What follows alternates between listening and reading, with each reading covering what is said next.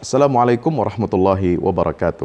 Alhamdulillahi rabbil alamin wassalatu wassalam ala asyrafil anbiya'i wal mursalin sayyidina wa nabiyina Muhammadin wa ala alihi wa sahbihi ajma'in. Subhanaka la ilma lana illa ma 'allamtana innaka antal alimul hakim wa qur rabbi zidni ilma. Saudaraku yang dirahmati Allah Subhanahu wa taala, alhamdulillah dengan izin Allah Subhanahu wa taala pada hari ini kita telah memasuki hari yang kelima di bulan suci Ramadan. Subhanallah. Allah begitu baik, Allah begitu lembut, Allah begitu sayang kepada kita hamba-hambanya. Sehingga alhamdulillah kita dalam kondisi yang serba memprihatinkan dan serba keterbatasan, kita masih tetap optimis dengan pertolongan Allah Subhanahu wa taala, dan insya Allah kita yakin, seyakin-yakinnya ya, dengan kehadiran Ramadan yang menjadi rahmat bagi orang-orang yang beriman, insya Allah sebagaimana bulan Ramadan ini sebagai bulan turunnya Al-Quran yang menjadi syifa dan rahmat, obat serta rahmat kasih sayang Allah bagi orang-orang yang beriman, insya Allah kita yakin dengan hadirnya Ramadan ini maka semua wabah penyakit ya Allah akan angkat dengan segera, insya Allah. Pemirsa yang dirahmati Allah Subhanahu wa taala. Hari ini yang kelima kita akan membahas persoalan yang sangat penting, yaitu iman kepada kitabullah. Subhanallah. Iman kepada kitabullah. Ya, sebagai salah satu pilar daripada rukun iman yang wajib diyakini oleh setiap muslim dan muslimah. Ya. Kita akan berangkat dari firman Allah Subhanahu wa taala surah Al-Baqarah ayat 121. A'udzu billahi minasyaitonir rajim. Alladzina atainahumul kitaba yatlunahu haqqa tilawatihi. Ulaika yu'minuna bihi wa may yakfur bihi faulaika humul khasirun. Orang-orang yang telah kami berikan kitab, mereka membacanya dengan sebagaimana mestinya, dengan sebenar-benarnya bacaan. Mereka itulah orang yang beriman kepadanya, dan barang siapa ingkar kepadanya, mereka itulah orang-orang yang rugi. Ya.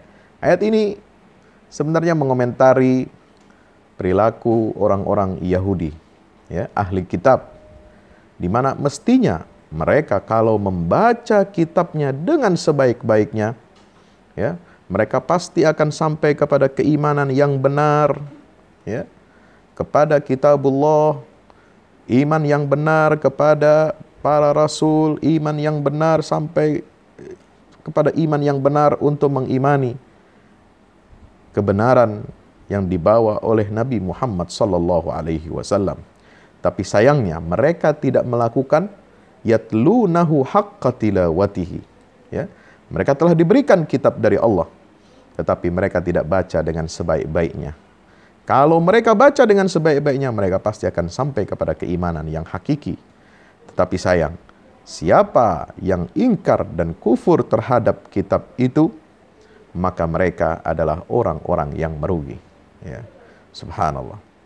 Dan salah satu fungsi kenabian atau kerasulan, di mana Allah mengutus para nabi dan rasul hadir ke tengah-tengah manusia untuk membawa risalah, memperkenalkan risalah cinta dari Allah Subhanahu wa taala. Bagaimana agar manusia ini mengenal Allah, agar manusia ini mencintai Allah, dan agar manusia ini mewujudkan kehendak Allah, sistem yang Allah turunkan untuk mengelola kehidupan di atas muka bumi ini. Maka sejak awal ketika Nabi Muhammad sallallahu alaihi wasallam ya diprediksi jauh-jauh hari, bahkan ribuan tahun sebelum kelahirannya Muhammad Rasulullah sallallahu alaihi wasallam, beliau ini telah didoakan akan kehadirannya, akan kelahirannya oleh baginda Nabiullah Ibrahim alaihi salam. Ya, Nabi Ibrahim alaihi salam ya seperti direkam dalam surah Al-Baqarah ayat 129, berdoa memohon kepada Allah Subhanahu wa taala setelah beliau memugar, mengembalikan, meninggikan pondasi Ka'bah, ya. Wa idh yarfa'u Ibrahimul qawa'ida minal baiti wa Ismailu rabbana taqabbal minna innaka antas samiul alim. Rabbana waj'alna muslimaini laka wa min dzurriyyatina ummatan muslimatan lak wa arina manasikana wa tub 'alaina innaka antat tawwabur rahim. Beliau berdoa doa yang tercatat dalam tinta emas sejarah. Doa yang dilantunkan ribuan tahun sebelum terwujudnya doa tersebut. Ya, dengan kehadirannya Rasulullah Muhammad sallallahu alaihi wasallam, doa seorang ayah, seorang kakek, seorang manusia hamba Allah yang diangkat menjadi kekasih Allah, wattakhadallahu Ibrahim khalila. Doa yang tulus ikhlas untuk kebaikan umat manusia. Beliau melantunkan doa, Rabbana wab'ats fihim rasulan min anfusihim yatlu alaihim ayatika wa yu'allimuhumul kitaba wal hikmata wa yuzakkihim innaka antal azizul hakim. Ya Allah Tuhan kami, utuslah ke tengah-tengah mereka, umat manusia, keturunan-keturunanku nanti kelak, seorang rasul dari kalangan mereka, yang membacakan kepada mereka ayat-ayatmu, hukum-hukummu, sistem-sistem kehidupan yang kau turunkan untuk umat manusia ini agar ditegakkan di atas muka bumi ini. Subhanallah. Wa yu'allimuhumul kitab wal hikmah. Dan supaya Rasul itu mengajarkan kepada mereka isi Alkitab dan hikmah, kebijaksanaan, wisdom. Wa yuzakkihim, bukan hanya itu, juga sang Rasul itu yang akan menyucikan jiwa-jiwa mereka. Innaka antal azizul hakim. Sungguh engkau adalah Tuhan yang maha perkasa, maha bijaksana. Pemirsa, sahabat UFS Official Channel yang dirahmati Allah Subhanahu wa taala. Disinilah pentingnya mengapa beriman kepada kitabullah itu menjadi rukun Islam, rukun iman, maaf. Ya, karena merupakan satu kesatuan. Seluruh kitab-kitab yang Allah turunkan ya, kepada para nabi dan rasul itu memiliki misi yang sama, misi yang satu, substansi yang sama. Karena itu, inna hadza lafis suhufil ula suhufi Ibrahim wa Musa. Ya, ini isi Al-Quran ini sudah ada di dalam kitab-kitab suhuf-suhuf yang terdahulu, baik suhuf yang dibawa oleh Nabi Ibrahim maupun Nabi Musa alaihi salam. Demikian Allah menegaskan. Sehingga amana ar-rasulu bima unzila ilaihi min rabbih wal mu'minun kullun amana billahi wa malaikatihi wa kutubihi wa rusulih. Ya, semua para nabi percaya dan beriman kepada Allah, ya, pada malaikatnya, kepada kitab-kitab yang diturunkan, dan kepada rasul-rasul, dan mereka dan kami, kata Allah, tidak membeda-bedakannya di antara rasul dan kitab-kitab tersebut. Kenapa? Karena substansinya memang sama. Apa yang ada di dalam suhuf Ibrahim, apa yang ada di dalam suhuf Nabi Nuh, apa yang ada di dalam Taurat, apa yang ada di dalam Zabur, apa yang ada di dalam Injil, ya, substansinya, intinya sudah ada tertera, termaktub di dalam Al-Quranul Karim, kitab yang Allah turunkan, wahyu yang Allah turunkan kepada Nabi Muhammad SAW sebagai penutup risalah seluruh para nabi dan rasul. Sehingga beriman kepada Al-Quran otomatis, ya, itu akan mengcover keimanan seorang muslim terhadap seluruh kitab-kitab yang ada atau wahyu yang telah Allah turunkan kepada para nabi dan rasul sebelumnya. Itulah keyakinan akidah setiap muslim yang ada di atas muka bumi ini. Keyakinan yang tidak bisa goyah, keyakinan yang tidak bisa dicabut dari akarnya, keyakinan yang senantiasa menghunjam di dalam dirinya. Manakala dia telah beriman kepada isi kitab Al-Quran, maka otomatis dia juga beriman kepada isi kitab-kitab samawi sebelumnya. Subhanallah. Akan tetapi Al-Quran menginformasikan kepada kita bahwasanya Al-Quran ini sebagaimana disebutkan di dalam surah Al-Maidah, وَأَنزَلْنَا إِلَيْكَ الْكِتَابَ بِالْحَقِّ مُصَدِّقًا لِمَا بَيْنَ يَدَيْهِ مِنَ الْكِتَابِ وَمُهَيْمِنًا عَلَيْهِ. Ya, Allah turunkan, kami turunkan Al-Quran ini kepadamu, wahai Muhammad sallallahu alaihi wasallam, ya, dengan membawa kebenaran. Al-Quran ini musaddiqan lima baina yadayhi minal kitab, membenarkan isi kitab-kitab yang ada sebelumnya. Tetapi di satu sisi yang lain, wa muhaiminan alaihi, dia menjadi, Al-Quran ini menjadi apa? Batu uji, ya, batu ujian yang mengoreksi, ya, yang menyeleksi, ya, muhaiminan alaihi, atas kitab-kitab samawi sebelumnya yang telah dirusak, yang telah dipalsukan, yang telah, ya, tercampur dengan kebatilan akibat perbuatan kaum-kaum nabi-nabi terdahulu. Ya. Karena isinya sama, substansinya sama, mengajarkan kepada tauhidullah, ya, beriman kepada Allah Subhanahu wa taala dan juga kepada risalah sistem yang telah Allah turunkan untuk manusia. Tapi banyak tangan-tangan kotor dari umat terdahulu yang telah mengobrak-abrik, yang telah merusak, yang telah mengubah, yang telah menyelewengkan isi kitab-kitab samawi sebelumnya. Maka disinilah fungsi Al-Quran sebagai muhaiminan alaihi, sebagai tolok ukur, batu ujian, dan yang menyeleksi kitab itu mana yang benar, mana yang keliru, akibat campur tangan manusia sebelumnya. Pemirsa yang dirahmati Allah, itulah akidah setiap muslim. Nah, bagaimana? Pertanyaannya, kita harus fokus kepada, ya, Al-Quran. Karena dengan beriman kepada Al-Quran, otomatis kita beriman kepada kebenaran atau isi kebenaran yang terkandung di dalam kitab-kitab samawi sebelumnya. Maka disinilah pentingnya iman kepada kitabullah, yaitu Al-Quranul Karim, yang dijamin keasliannya, keotentikannya oleh Allah Subhanahu wa taala, terjaga sampai hari kiamat nanti. Inna nahnu nazzalna dzikra wa inna lahu lahafizun.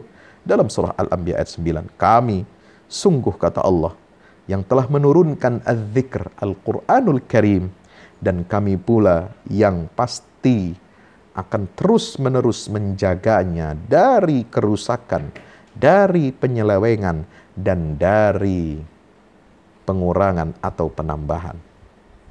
Saudara pemirsa yang dirahmati Allah Subhanahu wa taala, bagaimana Allah mendudukkan Al-Quran? Sangat luar biasa. Allah memuji Al-Quran ini, ya, kalam yang Allah turunkan kepada umat manusia, kepada Rasulullah Muhammad SAW.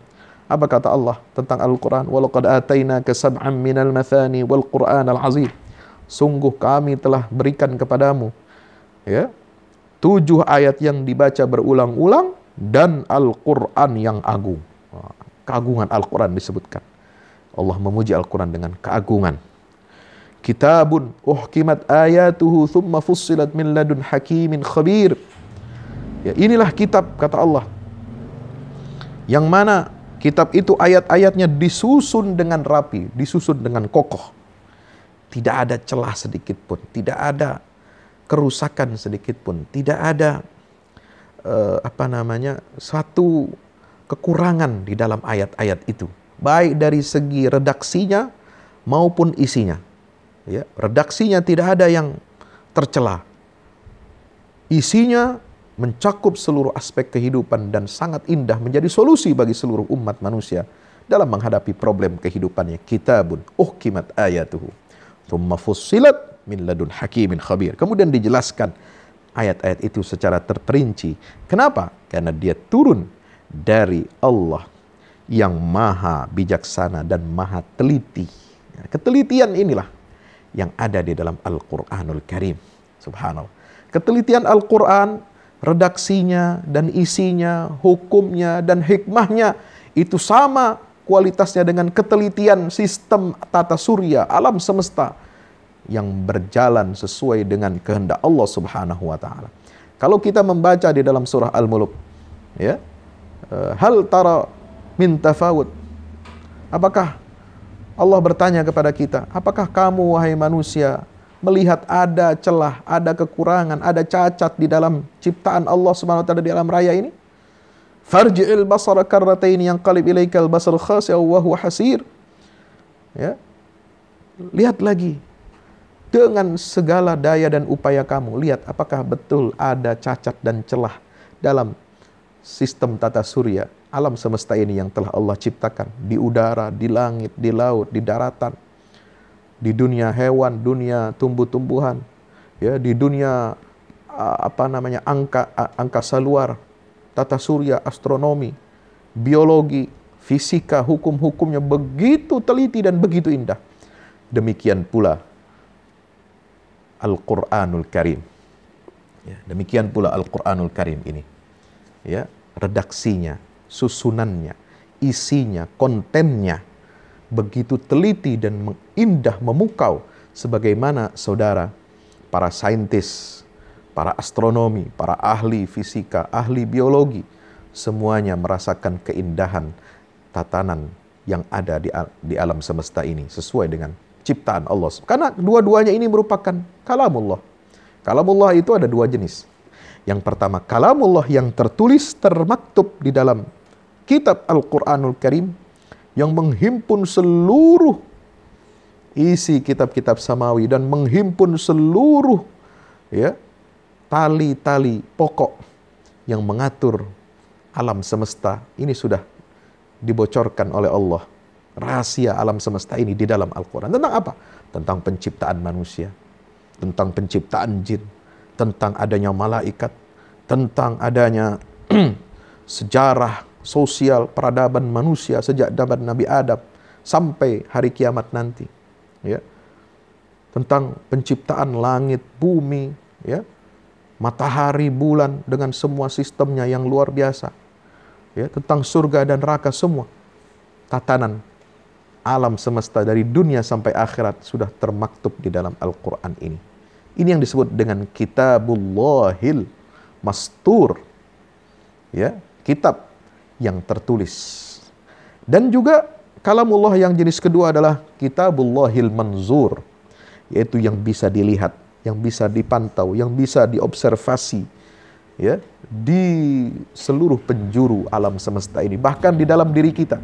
Sanurihim ayatina fil afaqi wa fi anfusihim hatta yatabayyana lahum annahul haq innahu ala kulli syai'in syahid.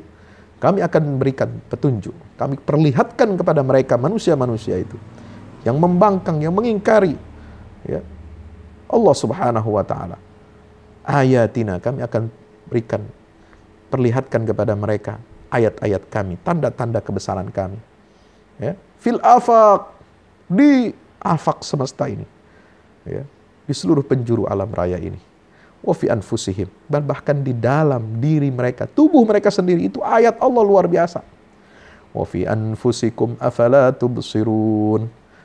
Ya, Allah menggugah kesadaran kita, wahai manusia, wahai hamba-hambaku, tidakkah kalian memperhatikan, melihat tanda-tanda kebesaranku yang ada di dalam diri kamu, di dalam tubuh kalian? Bagaimana jantung bekerja, bagaimana lever bekerja, bagaimana, ya, jaringan saraf kita bekerja, bagaimana darah kita memompa, jalan, membawa aliran makanan, aliran obat, dan lain sebagainya. Ya, bagaimana tulang sendi ini bisa memegang, mengangkat sesuatu. Ya, subhanallah. Bagaimana jaringan semua ini dalam tubuh kita, miliaran sel tubuh. Ya, subhanallah. Allah sudah berikan kepada kita semua tanda-tanda itu, baik yang ada di dalam kitab yang tertulis maupun kitab yang dapat dilihat dan diobservasi. Dua-duanya kitabullah yang ada di alam semesta dan yang ada termaktub di dalam kitab Al-Quranul Karim ini saling melengkapi, saudara. Pemirsa yang dirahmati Allah Subhanahu wa taala. Ya, wa anzalna ilaikal kitaba bil haqqi musaddiqan lima baina yadayhi minal kitab wa muhaiminan alih. Fungsi Al-Quran membenarkan kitab sebelumnya dan juga sebagai batu ujian, tolok ukur kebenaran kalau kitab-kitab suci itu telah diselewengkan, telah dimanipulasi, telah dipalsukan, telah dirusak ajaran-ajarannya. Kenapa? Karena ayat Allah mengatakan bimastuhfizu min kitabillah. Ya. Penjagaan dan pelestarian kitab-kitab suci itu diserahkan dulu, ya, kata Al-Quran ini, bimastuhfizu min kitabillah, diserahkan kepada mereka manusia ini. Ya, tetapi mereka tidak amanah, mereka tidak jujur, mereka tidak menjaga komitmen, ya, kepada Allah Subhanahu wa taala untuk menjaga isi wahyu kitab sucinya. Maka Allah berlepas diri, berlepas tangan dari keadaan mereka yang buruk itu. Dan untuk risalah yang terakhir ini, Al-Quranul Karim ini, Allah turun tangan langsung, Allah campur tangan langsung untuk menjaga kitab sucinya Al-Quranul Karim ini agar lestari, agar abadi, agar kekal terpelihara sampai hari kiamat nanti. Inna nahnu nazzalna dzikra wa inna lahu lahafizun. Allahu Akbar. Al-Quran juga dipuji oleh Allah, wa innahu fi ummil kitabi ladaina la'aliyyun hakim, dalam surat Az-Zukhruf ayat 4. Ya, sungguhnya Al-Quran itu ada di dalam ummul kitab atau lauhil mahfuz di sisi kami. Ya, dan benar-benar bernilai tinggi dan penuh dengan hikmah. Saudara yang dirahmati Allah Subhanahu wa taala, sahabat-sahabat yang dirahmati Allah Subhanahu wa taala, Al-Quran juga disebut ini sebagai dzikrun mubarakun anzalnahu. Wa hadza dzikrun mubarakun anzalnahu. Surat Al-Anbiya ayat 50. Inilah Al-Quran sebagai apa? Peringatan yang penuh dengan keberkahan. Coba. Banyak kita sering menerima peringatan, ya, surat peringatan, surat ini, surat itu, mengoreksi kerja kita, mengoreksi kinerja kita. Tapi kadang-kadang peringatan-peringatan itu tidak ada keberkahannya. Kenapa? Subhanallah. Disinilah pentingnya peringatan itu datang dari Allah langsung yang menciptakan kita. Ala ya'lamu man khalaqa wa huwal latiful khabir. Ya. Yang lebih mengetahui kondisi manusia itu siapa? Allah Jalla Jalaluh. Allah lebih mengetahui. Ala ya'lamu man khalaqa wa huwal latiful khabir. Ketika Allah mengoreksi manusia itu, tandanya manusia itu betul-betul sudah rusak, sudah keluar dari rel. Ya, maka Allah langsung yang mengoreksinya, dan Allah Maha benar dalam setiap tindakannya. Ya, karena Dia yang menciptakan kita, Dia yang lebih tahu tentang kita. Ya. Kalau ada kita kerusakan di gadget kita, ya, kamera kita, laptop kita, mobil kita, televisi kita, alat-alat rumah tangga dan sebagainya. Kalau ada yang salah, ada yang rusak, kemana kita harus kembalikan? Ya, ada jaminannya, garansinya dari mana? Garansi kerusakan 1 tahun, 2 tahun, internasional, lokal, dan lain sebagainya. Kemana? Ya ke produsennya. Kembali ke pabrikannya, saudara. Kita harus servis, kita harus baiki, kita harus kembalikan ini kepada produsennya supaya mereka meluruskan yang membetulkannya, ya, bertanggung jawab karena mereka mengeluarkan garansinya, ya, ada surat garansinya. Nah, demikian pula manusia. Kalau manusia rusak, kemana? Kita berkonsultasi. Kalau kondisi manusia ini binasa, tidak bisa dibetulkan, kemana dia akan bisa diservis, direparasi jiwa manusia ini, penyakit akal pikiran manusia ini. Pasti kita akan sampai kepada kesimpulan, ini manusia diciptakan oleh Allah dan dia harus kembali kepada produsen yang menciptakan manusia, yaitu Allah Subhanahu wa taala. Maka itu Allah menurunkan kitab sucinya untuk apa? Untuk meluruskan perilaku manusia. Manusia berkonsultasi kepada Allah melalui para nabi dan rasulnya untuk memperbaiki kehidupan manusia ini. Maka Allah memberikan taklimat, Allah memberikan petunjuk-petunjuk, hudan linnas wa bayyinatin minal huda wal furqan. Untuk apa? Untuk memperbaiki kehidupan manusia, saudara. Subhanallah. Itulah jalan fikiran seorang muslim yang lurus dan hanif, memandang pentingnya beriman kepada kitabullah. Subhanallah. Saudara yang dirahmati Allah Subhanahu wa taala, sahabat-sahabatku yang dirahmati Allah, Al-Quran ini, ya, kata Allah, itu sangat agung. Kenapa? Karena dia turun dari Allah. Keagungan Al-Quran ini, ya, itu bersumber dari keagungan zat yang menurunkannya. Alif Lam Mim, tanzilul kitabi la raiba fihi min rabbil alamin, am yaquluna iftarah, bal huwal haqqu min rabbika litunzir qauman ma atahum min nadhirin min qablika la'allahum yahtadun. Surat As-Sajdah ayat 1 dan 3 sampai 3. Tanzilul kitab, kitab ini diturunkan, Ya, tidak ada keraguan di dalamnya. Kenapa tidak ada keraguan di dalamnya? Karena dia turun dari Allah, Rabbul Alamin. Halaman pertama setelah kita membaca surat Al-Fatihah, kita sudah disuguhkan kepada satu fakta, realitas yang mutlak, absolut. Alif Lam Mim dzalikal kitabu la raiba fihi hudan lil muttaqin. Ini kitab Al-Quran. Ya. Dia adalah tidak ada keraguan sedikit pun di dalamnya. Ya. La ya'tihil batil dalam surah Fussilat. Min baini yadayhi wa min khalfi tanzilun min hakimin hamid. Quran ini saudara, tidak ada masuk kebatilan sedikit pun, secuil pun kebatilan masuk, tidak ada. Redaksinya, isinya, kontennya, hukumnya, hikmahnya, petunjuknya, semua adalah benar datang dari Allah Subhanahu wa Ta'ala. Tidak ada keraguan. Kalau saudara ya masih boleh ragu terhadap kitab-kitab yang dipegang, yang menjadi rujukan manusia, tapi tidak jelas siapa pengarangnya, tidak jelas siapa penulisnya. Masih banyak orang percaya itu. Apakah benar ini kitab karyanya Zoroaster, ini benar kitab karyanya Aristoteles, ini benar kitab karyanya Fulan bin Fulan? Apakah benar ini kitab karyanya raja-raja, kaisar-kaisar? Katanya konon ini Hammurabi, ini macam-macam. Ya, manusia tidak jelas siapa itu pengarangnya, penulisnya, tapi banyak orang percaya. Nah, lebih daripada itu, Al-Quran, ya, kata para ahli, kata para ulama, kalau saja Al-Quran ini turun, ya, dia sudah dibukukan, lalu dia terdampar, orang temukan ada di tengah gurun pasir, lalu dia menemukan kitab Al-Quran ini, lalu dia baca isinya, kalimatnya, redaksinya, kata ulama, maka orang itu pasti dia yakin bahwa ini tidak ada manusia satupun yang bisa menulisnya. Ini adalah karya mahakarya dari Sang Maha Pencipta, yaitu Allah Subhanahu wa Ta'ala, saudara. Mirsa yang dirahmati Allah Subhanahu wa Ta'ala, itulah keistimewaan Al-Quran. Ya. Kenapa Al-Quran ini agung? Karena keagungan malaikat yang turun membawanya juga, yaitu Jibril alaihi salam.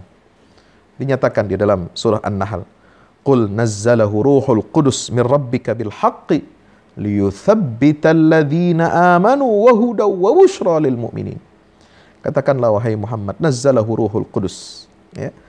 Al-Quran ini ya, telah diturunkan, telah dibawa turun oleh Ruhul Qudus, yaitu Jibril alaihi salam. Dari Rabbmu min rabbika bil haq, membawa kebenaran. Untuk apa? Supaya dia meneguhkan hati orang-orang yang telah beriman, dan dia menjadi petunjuk serta kabar gembira bagi orang-orang yang berserah diri kepada Allah, muslimin. Wa innahu latanzilu rabbil alamin nazala bihi ruhul amin ala qalbika litakuna minal mundirin bilisanin arabiyyin mubin. Quran itu turun dari Rabb, Tuhan semesta alam, yang dibawa, nazala bihir ruhul amin, dibawa oleh ruhul amin, malaikat ya, yang dipercaya oleh Allah Subhanahu wa Ta'ala, yang sangat amanah, yang sangat dipercaya oleh Allah Jalla Jalaluh untuk membawa turun Al-Quran ini lafzan wa ma'nan, lafaz dan maknanya langsung dari Allah, tidak ada campur tangan.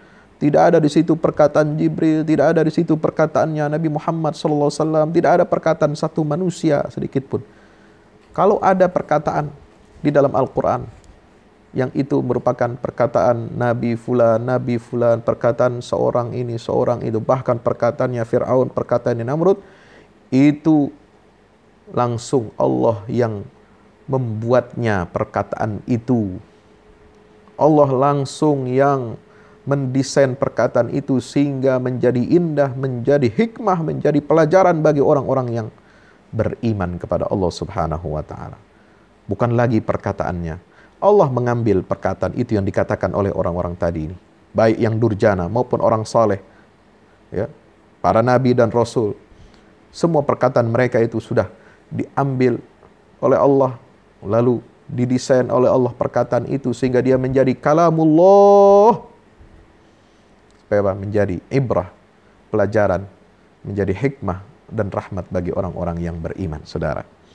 Ya, Masya Allah. Tanazzala bihir ruhul amin. Yang membawanya turun siapa? Jibril alaihi salam. Ala qalbika litakuna minal mundirin. Ya, kepada hatimu wahai Muhammad SAW. Wa innahu laqawlu rasulin karim. Dhi quwwatin 'inda dil 'arsy makin muta'in thamma amin. Itu dikatakan oleh Allah Subhanahu wa taala. Dan Al-Qur'an ini turun pada malam kemuliaan, malam Al-Qadar. Ya. Inna anzalnahu fi lailatul qadar. Inna anzalnahu fi lailatul qadar. Kami turunkan Al-Qur'an ini ya pada malam yang penuh dengan kemuliaan. Semua aspek telah dijaga oleh Allah.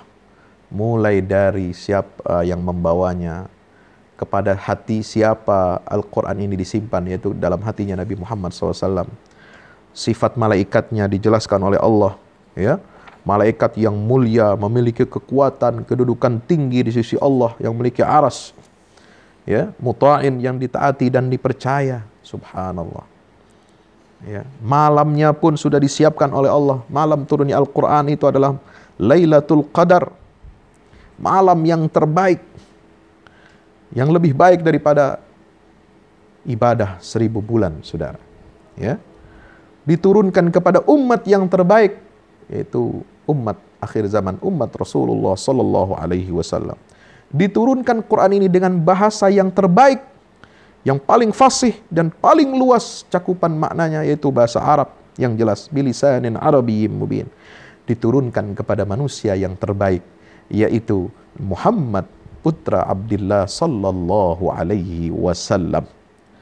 Ya, diturunkan oleh malaikat yang terbaik, malaikat Jibril alaihi salam, sehingga Al-Quranul Karim menjadi kitab samawi, wahyu Allah yang terbaik sepanjang masa, yang mana di dalam Al-Quran dinyatakan, ya, lau anzalna hadzal Qur'ana ala jabalin la ra'aitahu khashi'an mutasaddian min khasyatillah.